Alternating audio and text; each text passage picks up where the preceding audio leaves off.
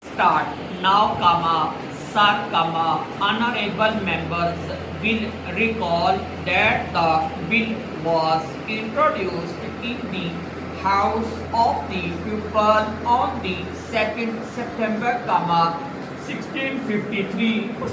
It has had a long history and, in one form or another, it has been before the public since the end of 1949.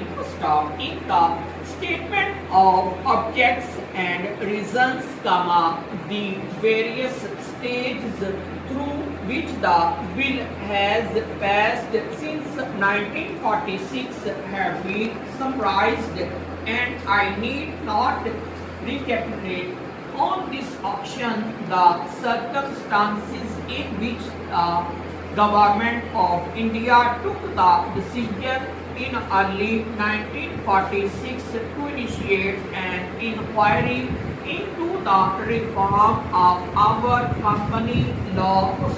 I would remind honorable members that between 1946 and 1948, the entire field of company law was carefully reviewed by two distinguished company lawyers who were appointed to recommend the broad lines on which the present act should be revised.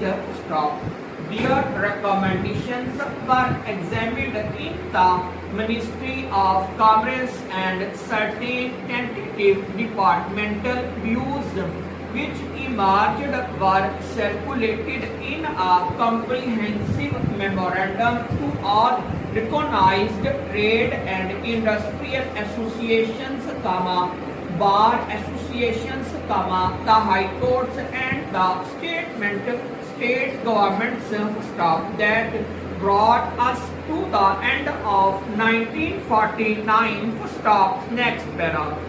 Many representations on this memorandum were duly received from chambers of commerce, trade and industrial associations, state governments and the general public.